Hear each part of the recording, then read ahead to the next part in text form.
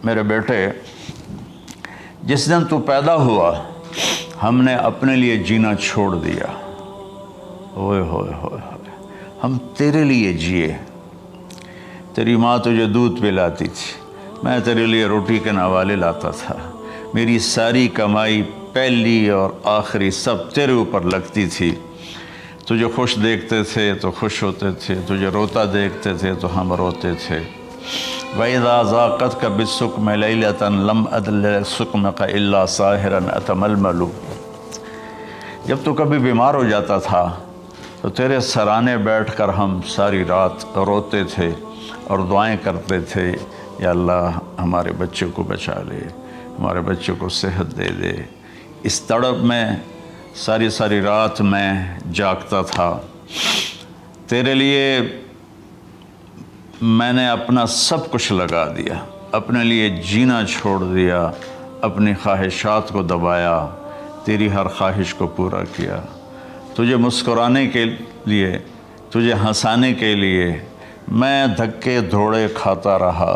کبھی گرمی لو کی جھلسا دینے والی ریت اور کبھی سردی کے سرد ہوا کے تھپیڑے، لیکن میں ان دونوں سے گزرتا ہوا تجھے پالنے کی خاطر اپنے آپ کو کھپاتا رہا۔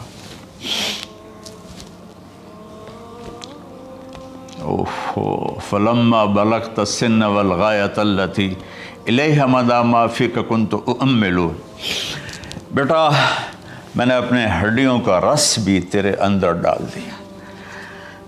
صرف کمائی نہیں، میں نے اپنے ہڈیوں کا رس تیرے اندر ڈالا۔ میں نے جو کچھ تھا تیرے اوپر قربان کیا۔ تجھے مسکراتا دیکھ کر میں اپنے غم بھولتا تھا، تجھے ہنستا دیکھ کر مجھے دکھ بھول جاتے تھے، اور پھر آہستہ آہستہ آہستہ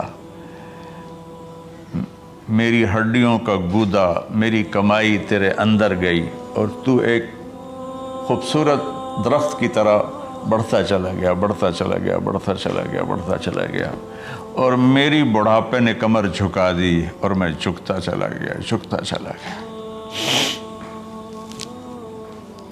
میرا خیال تھا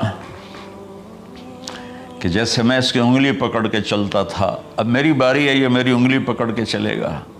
جیسے میں اسے سینے سے لگاتا تھا، پیار کرتا تھا، جھولے جھلاتا تھا، باغ میں لے جاتا تھا، یہ ساری اس کی تعبیرات کے اندر داخل ہیں، الفاظ میں نہیں ہیں۔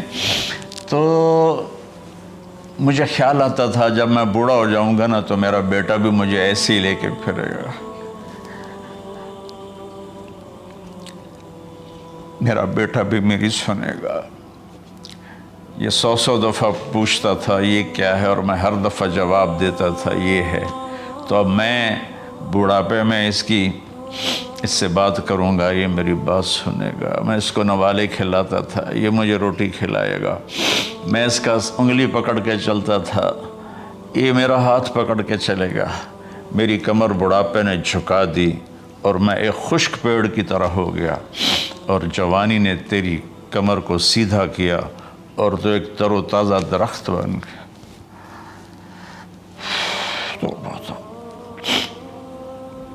تو مجھے خیال آیا کہ میں نے 20 سال اس بچے کو پالا ہے، ابھی اپنی ماں اور باپ کو دیکھے گا، لیکن ایک دم اچانک کیا ہوا؟ فلما بلغت السن والغایۃ التی الیہ مدی ما فیک کنت اؤمل۔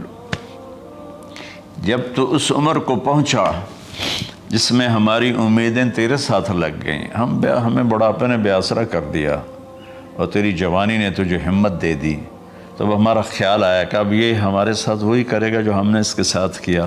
لیکن کیا ہوا؟ جعلت جزائی غلظۃ وفظاظۃ کأنک انت المنعم المتفضل۔ تو اتنا بدتمیز ہوا، تیری زبان چھری بن گئی، تیرا رویہ زہر بن گیا، اور میری ساری زندگی کی محنت کا بدلہ تو نے مجھے نافرمانی سے دیا، بد اخلاقی سے دیا، بدتمیزی سے دیا۔ میں حیرت بھری نظروں سے تجھے دیکھتا رہا اور میں اپنی پچھلی 20 سالہ زندگی کو جھٹلاتا رہا کہ میرا خیال میں اس کا نوکر ہوں اور یہ میرا مالک، میں اس کا باپ نہیں، میں اس کا نوکر ہوں، کیونکہ ماں باپ کے ساتھ ایسا کوئی نہیں کرتا ہے، یہ میرا مالک ہے اور میں اس کا نوکر ہوں، اس لیے مجھے ڈانٹ رہا ہے۔ کتنے بچوں کو میں نے یہ کہتے سنا اپنے باپ کو، تو میرے واسطے آج تک کیتا کی، تو میرے واسطے آج تک بنایا کی، اور جو باپ بے بسی کی تصویر بنا ہوتا تھا وہ شکلیں بھی میرے سامنے ہیں۔ تو کمال کے اشعار، میں سوچ رہا ہوں جو میرا یہ حال ہے 1400 سال بعد کہ میرے آنسو نہیں رک رہے، تو اللہ کے نبی تو زارو قطار روئے تھے، داڑھی آنسوں سے تر ہو گئی تھی۔ کہا بیٹا جب تو نے میری ساری زندگی کی محنتوں کا بدلہ بدتمیزی سے دیا، گالی گلوچ سے دیا، دھکے دے کر باپ کو گھر سے نکال دیتے ہیں، تو بیٹا میں یہ سمجھا کہ تو نے ایک خواب دیکھا تھا، تو نے ایک خواب دیکھا تھا کہ تو باپ ہے اور یہ بیٹا ہے۔ اصل حقیقت یہ ہے کہ یہ مالک ہے اور میں نوکر ہوں۔ پھر آگے کہتا فَلَيْتَكَ إِن لَمْ تَرَ حَقَّ أُبُوَّتِي فَعَلْتَ كَمَا الْجَارُ الْمُجَاوِرُ يَفْعَلُ۔ اچھا چلو بیٹا، تو نے مجھے باپ تو نہ سمجھا، چلو ایک پڑوسی سمجھ لو۔ عرب میں پڑوسی کا بہت خیال کیا جاتا تھا، اور یہ عرب کی شان تھی کہ اپنے پڑوسی کو وہ عزت دیتے تھے جو اپنے گھر میں ایک دوسرے کو عزت دیتے تھے۔ تو اس نے پھر اس کی طرف اشارہ کیا کہ اگر میں تیرا باپ نہیں ہوں، تیرے رویوں کو دیکھ کر تو یہی لگتا ہے کہ میں تیرا نوکر ہوں، تو میرا مالک ہے، تو چلو اتنا تو کر دے جتنا ایک پڑوسی کے ساتھ کرتا ہے۔ فَأَوْلَيْتَنِي حَقَّ الْجِوَارِ وَلَمْ تَكُنْ عَلَيَّ بِمَالٍ دُونَ مَالِكَ تَبْخَلُ۔ تو پڑوسی پر تو عرب خرچ کرتے ہیں، تو بھی تھوڑا سا میرے اوپر خرچ کر دیتا اور تو بخیل نہ بنتا، اور میرے خوابوں کو چکنا چور کر دیا، میری امیدوں پر پانی پھیر دیا، میرے بڑھاپے کو ذلت اور رسوائی میں بدل دیا۔ اچھا میرا پتر جا خوش رہو۔ ماں باپ کہاں بد دعائیں کرتے ہیں؟ تو میرے نبی کی آنکھوں سے آنسو، یہ ساری داڑھی تر ہو گئی، تو آپ نے اس کے بچے کو گریبان سے پکڑا اور جھٹکا دے کر دھکا دے کر دفع ہو جا، انت و مالک لابیک، تو اور تیرا سب کچھ تیرے باپ کا ہے۔ حضرت علی رضی اللہ تعالیٰ عنہ سے کسی نے پوچھا کہ آپ کے بیٹے حسن کیسے بیٹے ہیں؟ کہا حسن میرا وہ بیٹا ہے کہ جب میں چلتا ہوں تو میرے آگے نہیں چلتا، میرے پیچھے چلتا ہے۔ جب کہیں بیٹھنے کا موقع آتا ہے تو یہ پہلے نہیں بیٹھتا، پہلے مجھے بٹھاتا ہے پھر خود بیٹھتا ہے۔